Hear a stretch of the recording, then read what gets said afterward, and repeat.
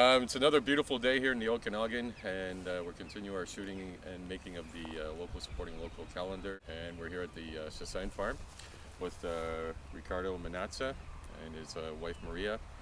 And their farm's a little bit more on the unique side because they also have a petting zoo. A wide variety of vegetables, herbs, chickens, goats, pigs.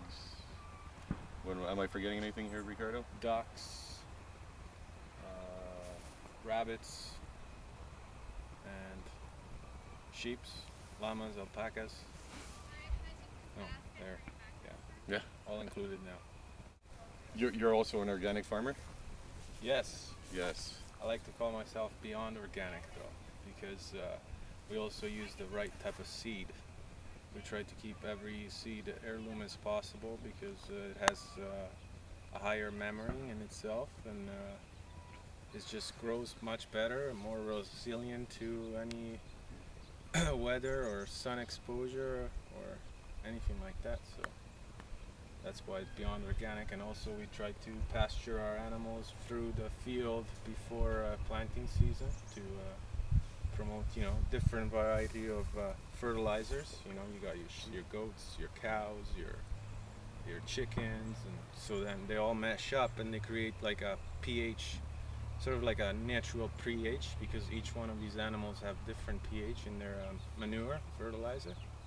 And then then we take them out, we rototill, and I like to do that with a horse soon, with the draft horse, just bringing it back a little bit more so that you're not using all these tractors or tools, and then we just plant. So what is the importance of biodiversity?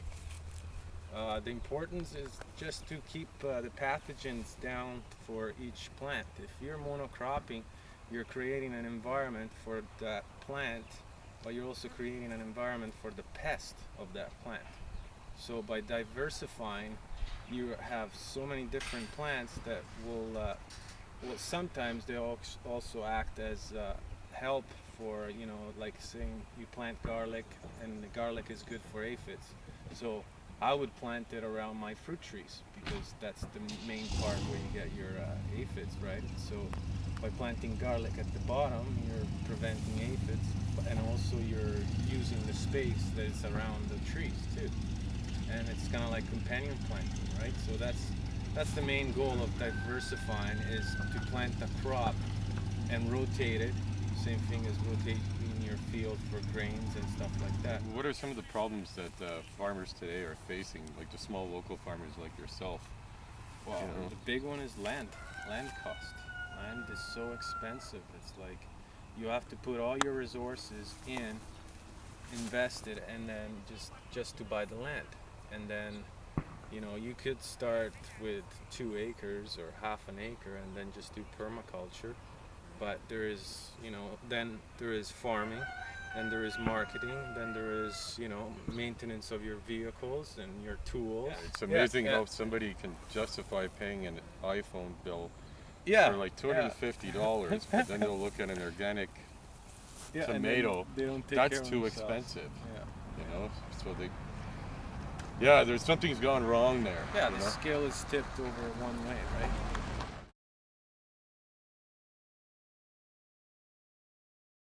Okay, so we're here now with Maria Manazza, Ricardo's wife, and we're in their tomato garden. Maybe you can tell us a little bit about the different variety of tomatoes you guys grow here. We only do heirloom varieties. We're not doing any hybrid seeds whatsoever, any hybrid plants, so we're all doing heirloom, non-GMO and organic seed. We feel that's very important, the plant, where it starts with the seed. That's most important to us. Well, we have here yellow pears. We built up these trellises so that we would have the plant.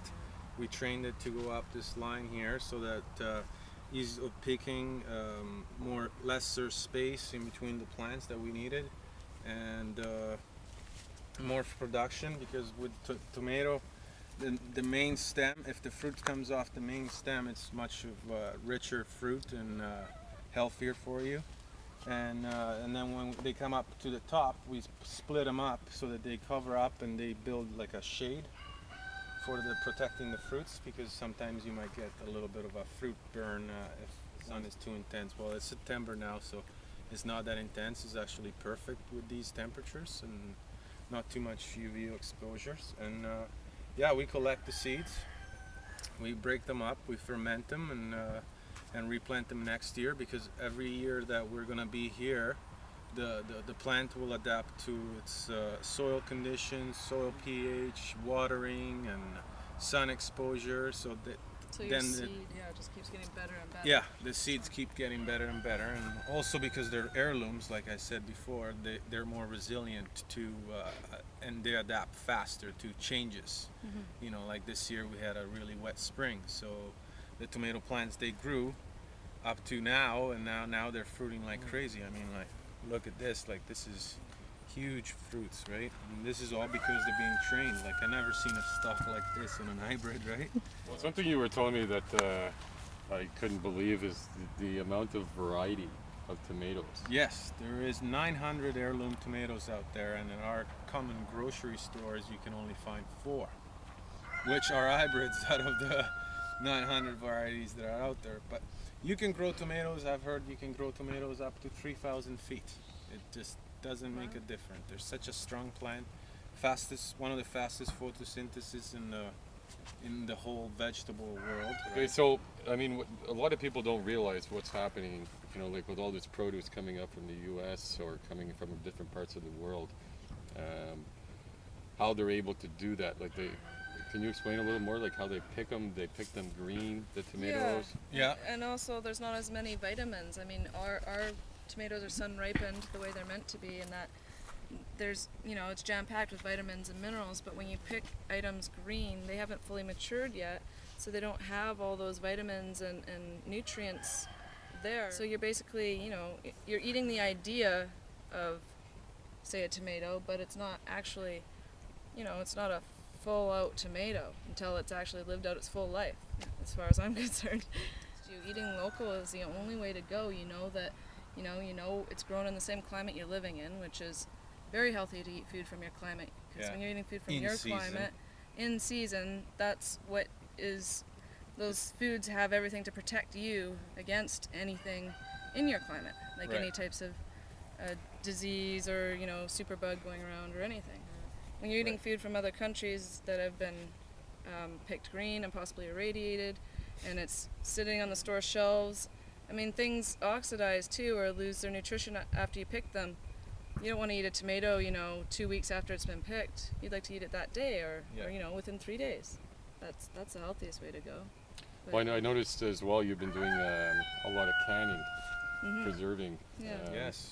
just for the winter, because I mean we're trying to eat what's in season when it's in season, and during the winter we don't want to buy food from Mexico and California if we can help it. We'd like to just eat our own preserves.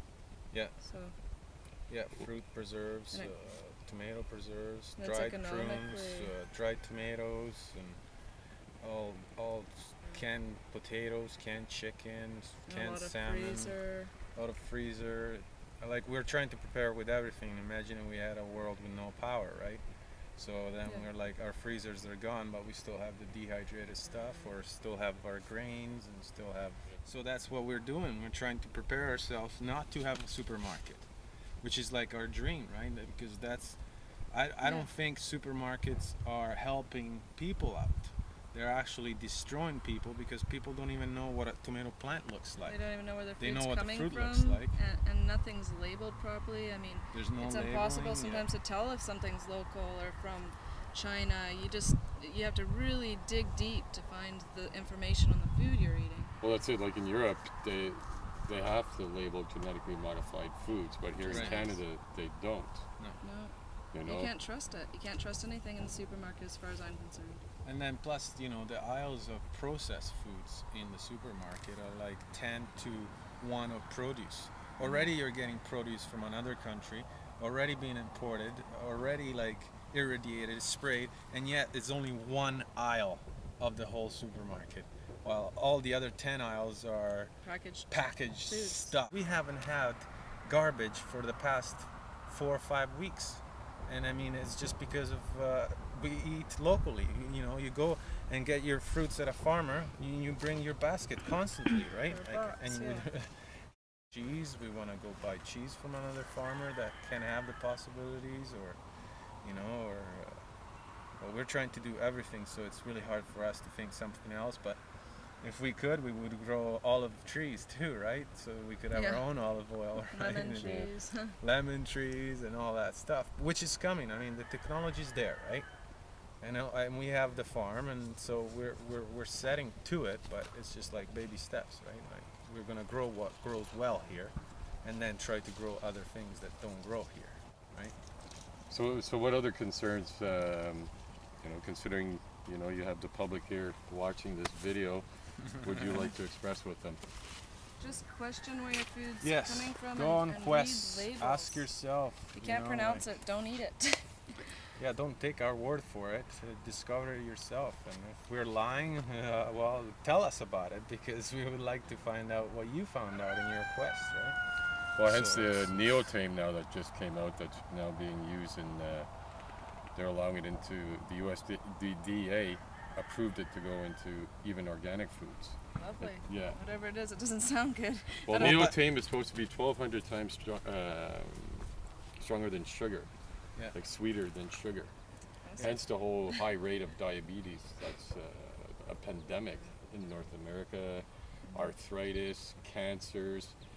I mean, it's amazing where they point the fingers at that are causing these things, but really at the end of the day, with all this technology on the food supply here, like with the genetically modified foods, I mean, stuff like today, They're spraying. Yeah, they're spraying. we got right up here, we got a plane passing by, It's, and it's from what we've been this is told, it's actually geoengineering, but it's been tested. There's a great documentary, what the hell are they spraying?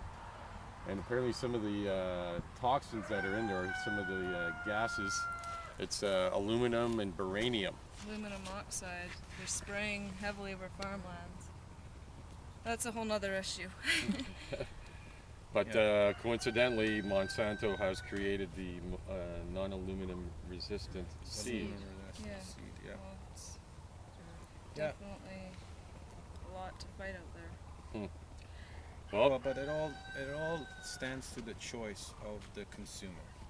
It's all about choice. I mean, if we all decided not to do drugs would be wiped out, right? If you and I, I know we're not doing drugs, but if somebody else that is out there doing them, and he stops today, and then he tells somebody else and they stop, then there's no more drug dealers, no more drugs, no more freaking wars, there's no more funding for those stupid politicians, right? So there's no more. So it's all about choice. It's all about how you make your choice. Get your food right, and if you don't trust the farmer, then grow yourself. See how hard it is, I say everybody should have chickens and maybe goats, just to get a touch of like what you really get. Like we have an open door policy. Anyone can come down and meet the goats and meet the chickens, meet the cows, meet the farmers, whoever interest you have. You can do whatever you want. You can feed the pigs, do whatever you want. And we're trying to open up the doors. And if you want to help out, hey, more than welcome to. Yeah.